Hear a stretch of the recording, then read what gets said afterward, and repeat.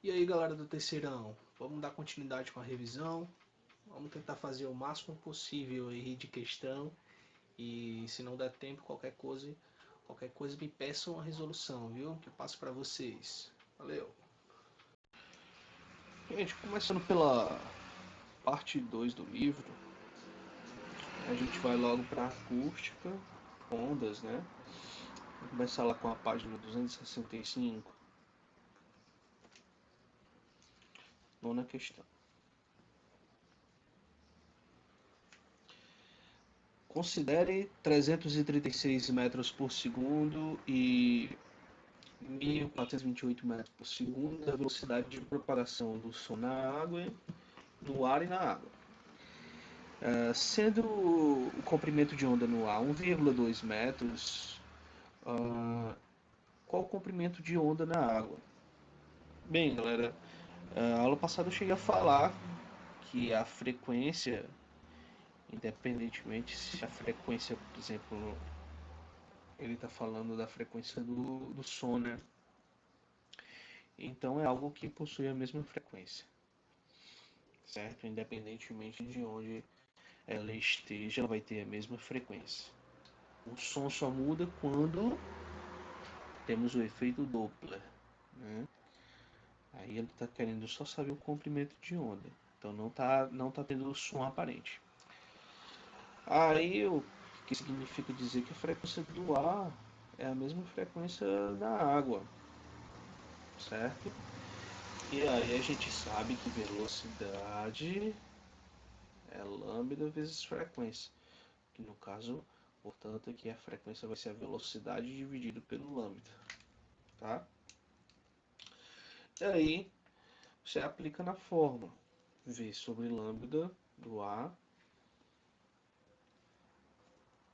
é igual v da água sobre o lambda no A, na água.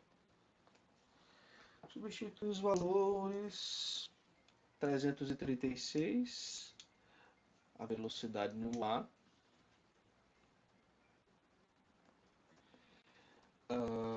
1,2 o comprimento de onda no A, 1428, 1,428, né?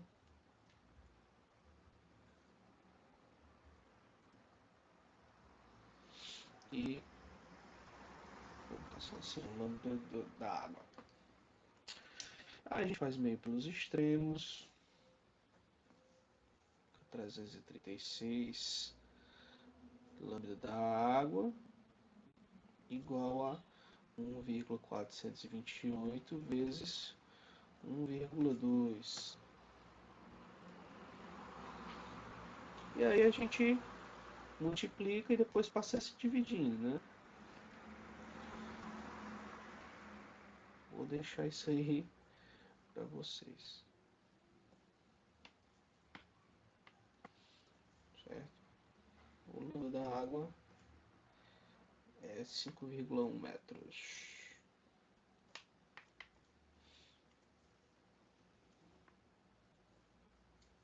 Pronto. 10ª questão.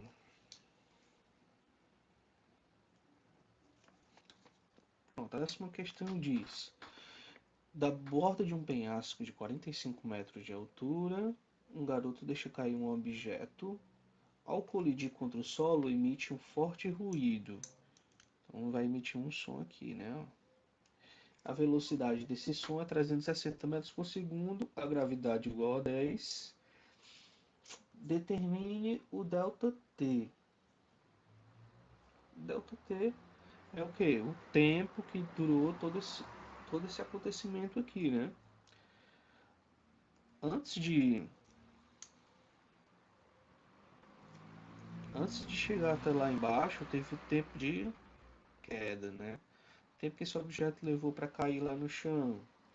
A gente tem que recorrer ao movimento uniforme variado, porque tem aceleração da gravidade, né? E aí quer saber o tempo de queda. E aí tem a formulazinha do tempo de queda.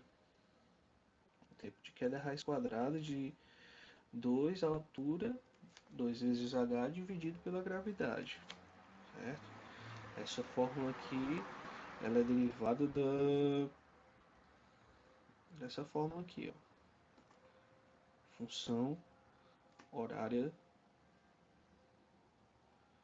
do espaço no movimento uniforme variado. Aqui, como é a altura, você considera isso aqui igual a zero. Isso aqui é a altura, que é o espaço. E aí, no caso, como ele jogou o objeto, significa que a velocidade inicial aqui era igual a zero. Aí zero isso aqui também. Aí fica h igual a 1 meio de gt ao quadrado. Aí você chega na fórmula do tempo de queda. Vamos ver quanto tempo esse objeto demorou para cair. 2 vezes 45 dividido por 10. O tempo de queda aqui, ó, vai ser 90 dividido por 10, que fica 9, aí a raiz quadrada de 9, 3, né? Ou seja, demorou 3 segundos para esse objeto cair. Aí quando ele caiu, ele emitiu um ruído. E aí esse som se propagou com velocidade do som de 360 metros por segundo. Essa velocidade ela é constante. O que significa velocidade constante? Significa que não é movimento uniforme variado, significa que é movimento uniforme. E no movimento uniforme a gente só tem isso aqui, ó, o espaço dividido pelo tempo. Ou seja, se a gente quer saber quanto tempo ele demorou, basta a gente inverter aqui, ó. O tempo vai ser o espaço, que é a altura, dividido pela velocidade. Molezinha. E aí vai ficar 45 metros, né, que é a altura, a velocidade é 360. E aí o tempo do som, né, tá assim, o tempo do som, se dividindo dá 0,125.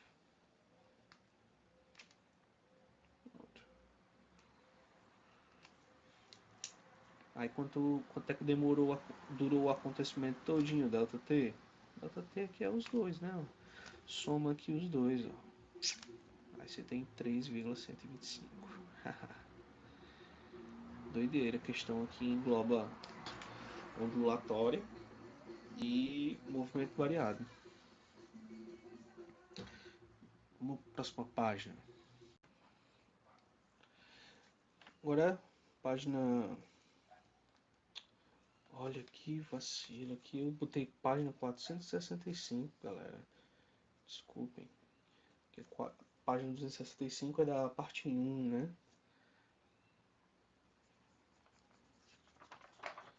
Aqui é a página 402. E aí, na 409 a gente tem 12, 13 e 14, né? Que é o efeito Doppler.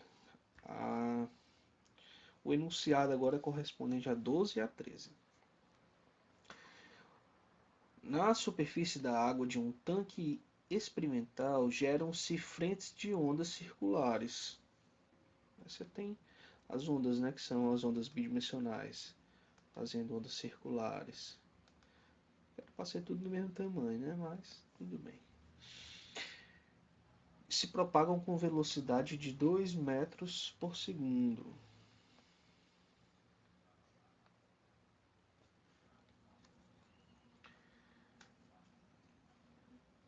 Uma boia parada na superfície da água recebe 2 frentes de onda por segundo, ou seja, 2 ondas por segundo. Isso é a mesma coisa de frequência, galera, certo? É a mesma coisa que frequência.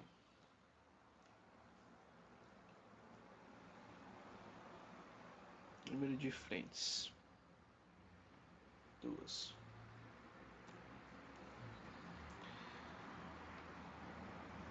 Aí a 12. E a fonte está parada.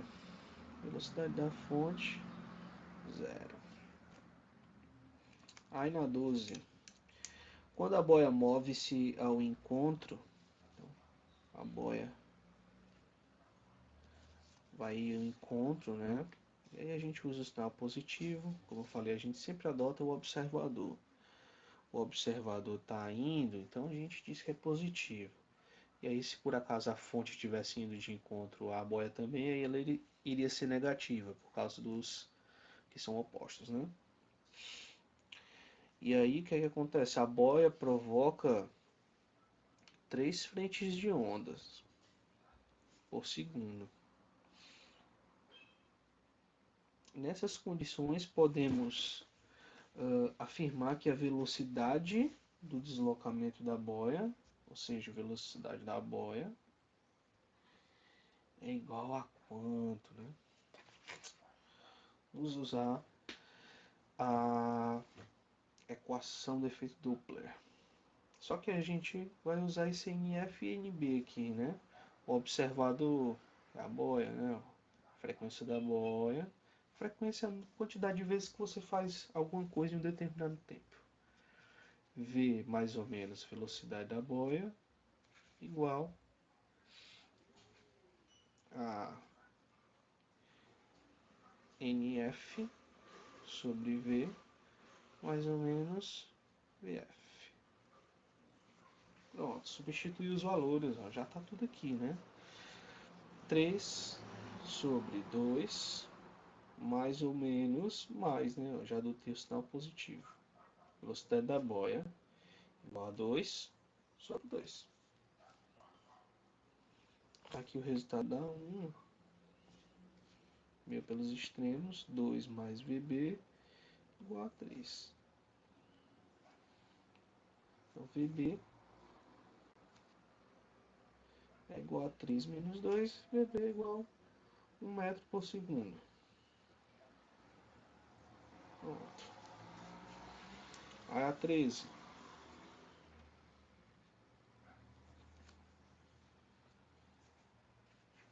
Considere agora que a fonte se aproxima da boia. Pronto, agora a fonte vai se aproximar da boia com velocidade de 1 metro por segundo. Pronto, a velocidade da fonte é 1 metro por segundo. Agora vamos fazer N da fonte sobre V mais ou menos V da fonte igual a NB, V mais ou menos VB. E aí foi o que eu falei, né? Agora a fonte está indo de encontro. Então vai ser o valor negativo, né? Que vai utilizar, beleza? A pergunta quer saber, nessa nova condição, a boia receberá n frentes de onda por segundo. Assim podemos afirmar que n vale, ele quer saber o n, né? Quer saber o n da boia.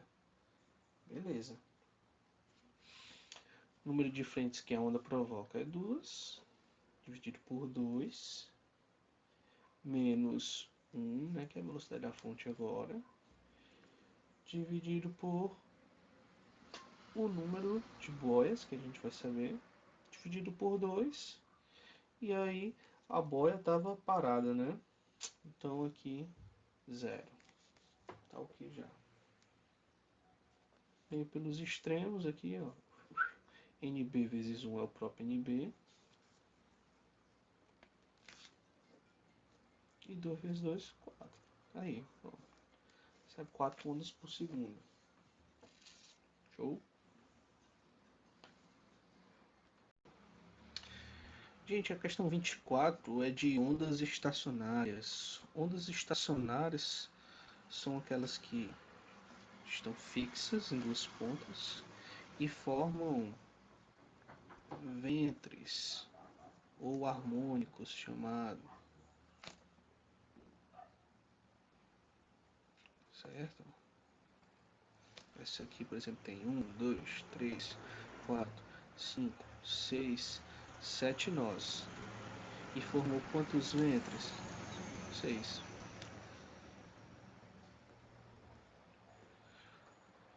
Os números de ventres ela é sempre um a menos do que o número de nós. Tá bom?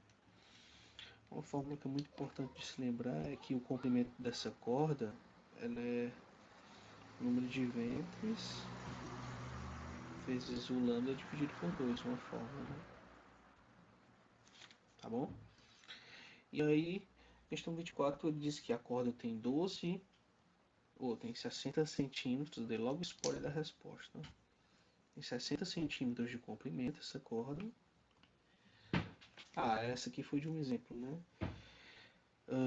Uma corda de 60 centímetros possui 4 nós.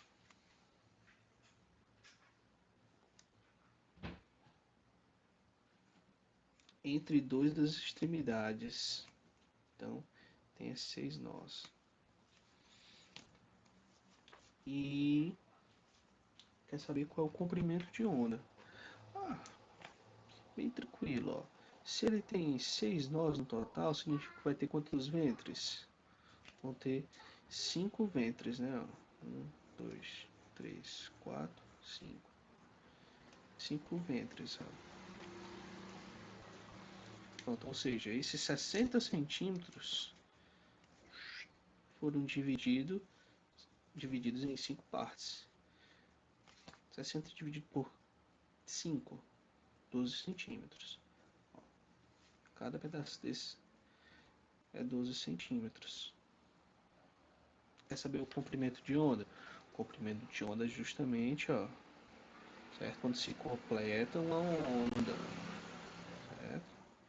Vai primeiro para a crista, depois para o vale, completa uma onda.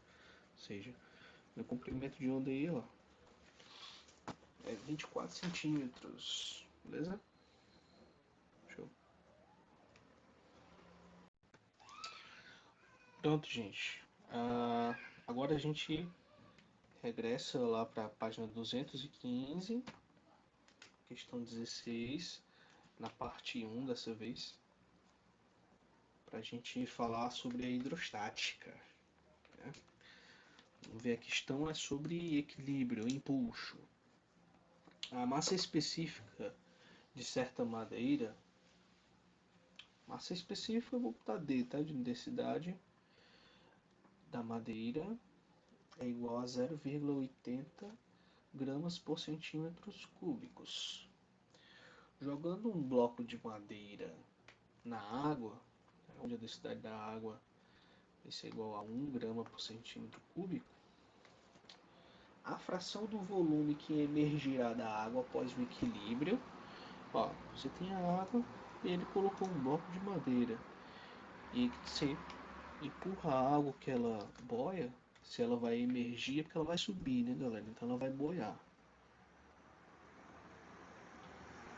O que que significa se ela boia? Se ela boia, o que que significa? Que a densidade dela é menor que a da água, aqui na questão, menor. E aí uma parte vai emergir, uma parte fica imersa e a outra emerge. Tá? Ele quer que a gente calcule isso aí. Se está em equilíbrio, significa que a força para baixo é a mesma força para cima. Força para cima é a força do empuxo e para baixo é a força peso. Quando fica em equilíbrio, significa dizer que as forças são iguais. A fórmula do empuxo é dVg e a fórmula do peso é mg. Lembrando que essa é o empuxo, quem faz a força é a água. E aqui é o volume imerso. Vou usar só o I. Aqui não foi dada a massa. A gente pode fazer a relação. Sempre precisamos lembrar dessa relação aqui, tá bom, gente? Ó. Então a massa aqui, ó, ela é d vezes g. Tá? Toda vida a gente faz essa substituição. Aí a densidade da água é igual a 1. O volume imerso. Opa, gravidade eu vou cortar com gravidade, ó, dos dois lados. Tá? Igual a densidade da madeira vezes o volume que emerge. Tá bom? 1 vezes volume imerso é o próprio volume imerso. A densidade aqui da madeira é 0,80. Aqui encontramos a relação matemática. Às vezes até fazer o cálculo é difícil, mas aí tentar entender qual é o item certo é mais complicado. Podemos transformar esse número decimal em fração, né? Isso aqui é a mesma coisa que 80 sobre 100, ou seja, 80%. Então significa dizer que o volume imerso é 80%. Mas ele não quer saber o imerso, ele quer saber o emergente, né? Então o volume que emergirá será um volume de 20%. Aí, ó. Tem a doideira. Toda vida que tiver impulso, galera, é força, certo? Então é leis de Newton na questão. Aqui, ó, aplicação da lei de Newton, é equilíbrio, lei da ação e reação. Massa, galera. Valeu!